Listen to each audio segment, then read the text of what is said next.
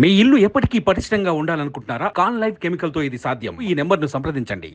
జనసేనని అర్థం చేసుకొని ఈ రోజున పిఠాపురంలో మన జనసేన పార్టీని బలోపేతం చేయడానికి వచ్చిన ఎంపీటీసీలని, లాయర్ని, నాయకుల్ని పేరు పేరున విభిన్నమైన సామాజిక వర్గాల నుంచి వచ్చిన ప్రతి ఒక్కరికి కూడా నా హృదయపూర్వక నమస్కారాలు. మనస్ఫూర్తిగా మీ అందరినీ జనసేన కుటుంబంలోకి ఆహ్వానిస్తా ఉన్నాం.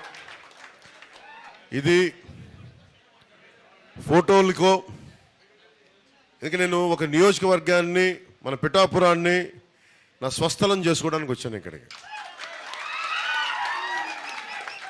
నా కోరిక ఈరోజు పొద్దున వచ్చేటప్పుడు అనుకుంటా ఉన్నా, మన జనాభా 2 లక్షల పైచిలకు కుదిరితే నేను ఈ రానున్న కొద్ది కాలంలో కూడా ప్రతి ఒక్కరితోటి ఫోటో తీయించుకోవాలనేది నా కోరిక.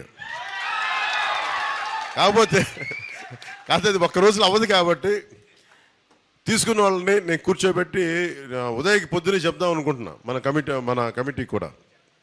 ఈ కొద్ది సంవత్సరాల్లో లేదు ఇక్కడ కూర్చొని పాప మీరు అందరూ నలిగిపోతారు, మీరు రావాలని ఉంది కానీ మీరు రాలేకపోతున్నారు.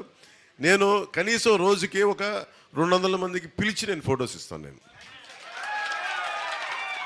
కాకపోతే అంటే ఎందుకు మనకేంటి కొన్ని ప్రోటోకాల్స్ పాటించకపోతే ఏమైపోద్ది అంటే, చాలామంది కొంతమంది ఈ కిరాయి మూకలు ఏం చేస్తారంటే, ఎక్కువ మంది వచ్చినప్పుడు సన్న బ్లేడ్లు తీసుకొచ్చి కట్ చేస్తూ ఉన్నారు సెక్యూరిటీ వాళ్ళని కూడా, నన్ను కూడా. మన ఇక్కడ కూడా జరిగింది. అందువల్ల ఏంటంటే కొంచెం ఇలాంటి పరిస్థితుల్లో మీకు మన ప్రత్యర్థి పార్టీ పన్నాగాలు తెలుసు కాబట్టి, అందుకని కొంచెం స్ట్రీమ్ లైన్ ఉంటే మనం చేసుకోవడానికి బాగుంటుంది. సో నేను పిఠాపురంలో ఇప్పుడే కాదు, రేపు పొద్దున మీరు భారీ మెజారిటీ ఎమ్మెల్యేగా గెలిపించాను. నేను ఒకటి నా రోజువారీ కార్యక్రమంలో ప్రతి మండలం, ప్రతి గ్రామంలో కూడా మనం ఎవరైతే ఉన్నారో అందరికీ నాకు ఫోటోలు ఇవ్వడానికి నేను సంసిద్ధంగా ఉన్నాను. ఎందుకంటే ఇది ఏదో సడన్గా వచ్చి వెళ్ళిపోవడానికి కాదు, నేను మనస్ఫూర్తిగా చెప్తున్నాను. శ్రీపాద శ్రీవల్లభుడి సాక్షిగా,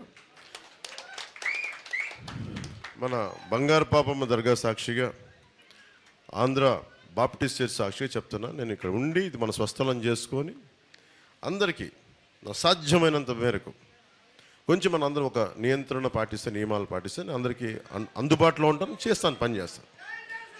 సో నాకు కావాల్సిందల్లా నేను ఫస్ట్ టైం నేను మొన్న పార్టీలో మన సెంట్రల్ హాల్లో చెప్పాను, మన పార్టీ కేంద్ర కార్యాలయంలో. నేను ఎప్పుడు ఎవరిని అభ్యర్థించను.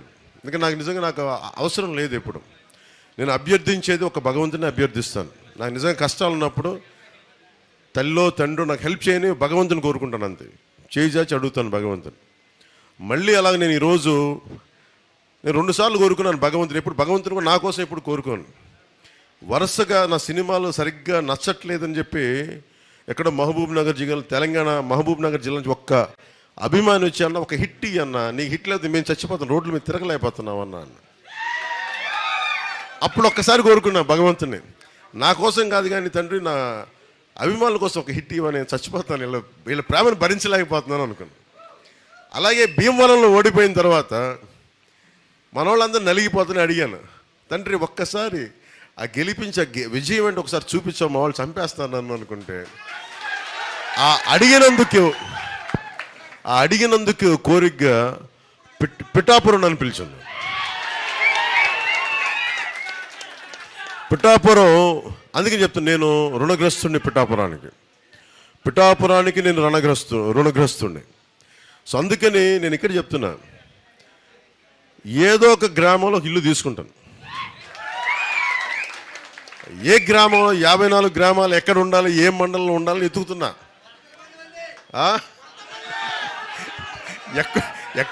భగవంతుడు శ్రీపాద శ్రీవల్లభుడు